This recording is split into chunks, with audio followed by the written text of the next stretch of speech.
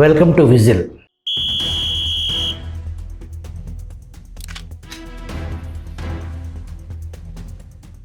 రక్తపు కోడు కుంభకోణంలో A4గా జైల్లో ఊసలు లెక్క పెడుతున్న పెద్దిరెడ్డి రామచంద్రారెడ్డి పుత్రరత్నం మిథున్ రెడ్డి అమాయకుడని, అకారణంగా చంద్రబాబు జైల్లో పెట్టించారని, అసలు కారణం చంద్రబాబు పెద్దిరెడ్డి రామచంద్రారెడ్డి కాలేజీలో కలిసి చదువుకునే రోజుల్లో రామచంద్రారెడ్డి చంద్రబాబును చెప్పుతో కొట్టాడంట.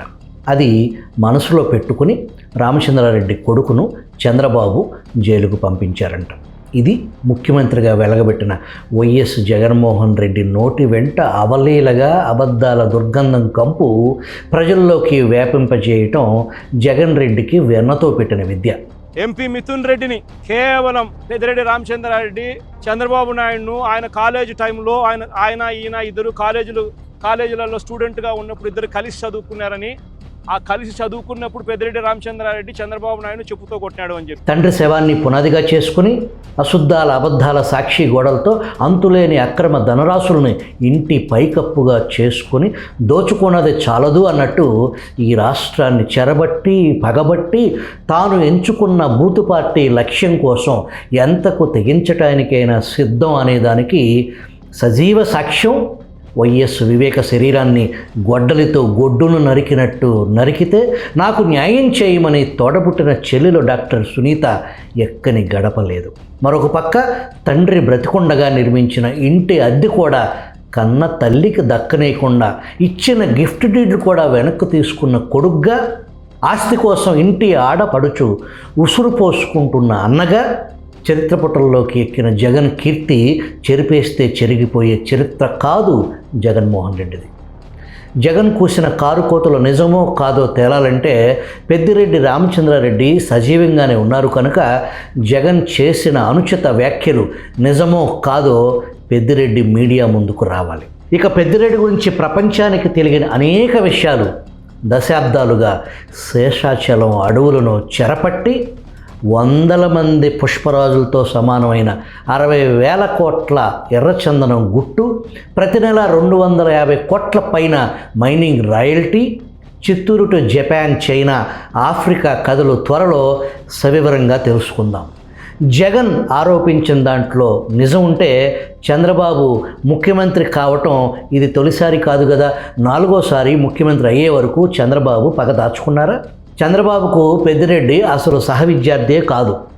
ఉద్దేశపూర్వకంగా ఒక పచ్చి అబద్ధం ఆడటం, దాన్ని జగన్ గొర్రెలు నిజమని నమ్మటం, పెద్ద ఎత్తున ట్రోలింగ్ చేయటం, ఆ ట్రోలింగ్ జగన్ చూసి నవ్వుకోవటం అదో తుత్తి, అదో రకమైన సైకో శాడిజంలో భాగమని పలువురి భావన.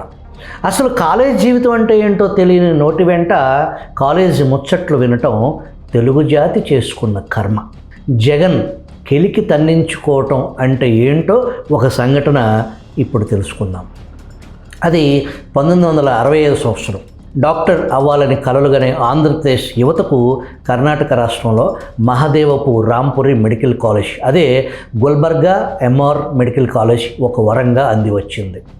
ఆంధ్రప్రదేశ్లో మెడికల్ కళాశాలలు ఉండగా కర్ణాటక ఎందుకు వెళ్ళి చదువుకున్నారు? ఇప్పుడు మాదిరి అప్పట్లో నీట్, ఎంసెట్ పరీక్షలు లేవు. కేవలం ఇంటర్మీడియట్లో వచ్చిన మార్కుల ఆధారంగా ఏపీ ప్రభుత్వ మెడికల్ కాలేజీలో MBBS సీట్లు కేటాయించేవారు. మార్కులు తక్కువ వచ్చిన కారణంగా సీట్లు దొరకని విద్యార్థులు MR మెడికల్ కాలేజ్ బాట పట్టారు. 1965 నుంచి 1971 వరకు MBBS విద్యార్థులుగా కడప జిల్లాకు చెందిన దివంగత నేత మాజీ ముఖ్యమంత్రి డాక్టర్ వైఎస్ రాజశేఖర రెడ్డి, కర్నూలు జిల్లాకు చెందిన డాక్టర్ గుమ్మళ్ళ అయ్యప్పరెడ్డి, నెల్లూరు జిల్లాకు చెందిన డాక్టర్ నాయుడు జనార్దన్ రెడ్డి, ఈయనే మాజీ ముఖ్యమంత్రి నల్లారి కిరణ్ కుమార్ రెడ్డికి తోడలుడు. ప్రస్తుతం అమెరికా వైద్య వృత్తిలో స్థిరపడ్డారు. గుంటూరు జిల్లాకు చెందిన వజ్జా రామలింగయ్య ఇరాన్ మస్కట్లో సుమారు 40 సంవత్సరాలు వైద్య సేవలు అందించారు. కడప జిల్లా పులివెందులకు చెందిన డాక్టర్ వైఎస్ సుగుణారెడ్డి, ఈమె వైఎస్ వివేక దారుణ హత్య కేసు నిందితుడు వైఎస్ భాస్కర్ రెడ్డి స్వయాన చెల్లెలు. అవినాష్ రెడ్డి మేనత్త ఈ YS Suguna Reddy. Doctor EC Gangi Reddy, doctor YS Suguna Reddy ముద్దుల కూతురు శ్రీమతి వైఎస్ భారతిరెడ్డి. అవినాష్ రెడ్డి ముత్తాత వెంకటరెడ్డికి 2 భార్యలు. మొదటి భార్య లక్ష్మమ్మ ముదిమనోడే ఈ చిన్న పిల్లోడు అవినాష్ రెడ్డి కాగా, వెంకటరెడ్డి రెండో భార్య మంగమ్మ గారి ముదిమనవడు మన జగన్ రెడ్డి. నందమూరి బాలకృష్ణ నటించిన మంగమ్మ గారి మనవడు సినిమా పేరులో మంగమ్మ ఉండటం జగన్ రెడ్డి బహుశా బాలకృష్ణకు అభిమానిగా మారిపోయి ఉంటారేమో, మనకు స్పష్టత లేదు. సరే, అసలు విషయానికి వద్దాం. గుల్బర్గాలో వైఎస్ రాజశేఖర రెడ్డి సహ విద్యార్థి రూమ్మేట్ కర్నూలుకు చెందిన గుమ్మళ్ళ అయ్యప్పరెడ్డి ఒకరోజు ఏదో అంశంపై చర్చ మొదలవగా రాజశేఖర రెడ్డి నోటితో కమ్మ కులాన్ని దూషించటం గుమ్మళ్ళ అయ్యప్పరెడ్డి తట్టుకోలేకపోయారు.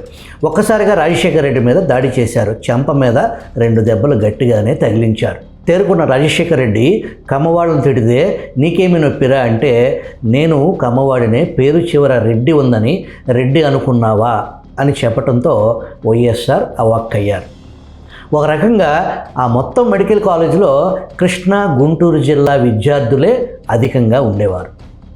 పేరు చివర రెడ్డి చౌదరి తోకలు అవి కులాన్ని సూచించవు, కేవలం పన్ను వసూలు చేసే ట్యాక్స్ కలెక్టర్స్ టైటిల్ మాత్రమే. ఆ వివరాలు లోతుగా మరొకసారి తెలుసుకుందాం. ఎంబీబీఎస్ కంప్లీట్ చేసుకుని రకరకాల ప్రదేశాల్లో స్థిరపడ్డ వైఎస్ఆర్ క్లాస్మేట్స్తో వైఎస్ ఆకస్మిక మరణం వరకు తన స్నేహితులతో అత్యంత సన్నిహితంగా ఉండేవారు. గొడవ జరిగిన అయ్యప్పరెడ్డి వైఎస్ఆర్కు అత్యంత ఆప్తుడు కావటం విశేషం. పెళ్ళిళ్ళు అయిన తర్వాత కూడా వైఎస్ కుటుంబం, అయ్యప్పరెడ్డి కుటుంబం ఇండియాలో కాశ్మీర్ నుంచి కన్యాకుమారి వరకు కుటుంబాలతో సహా పలు విహారయాత్రలు చేశారు.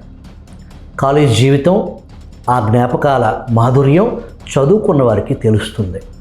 గాలికి తిరిగి గాలికి పెరిగి మీసాలు కూడా రాకుండానే పోలీసుల మీద చేయి చేసుకోవటం, అయాచితంగా మంది సొమ్ముతో మాయా మహల్స్ నిర్మించటం, పేదల ఆరోగ్యం కలరాసి రక్తపు కూడు పోగేసుకున్న వారికి ఏం తెలుస్తుంది. కళాశాల మధుర స్మృతులు,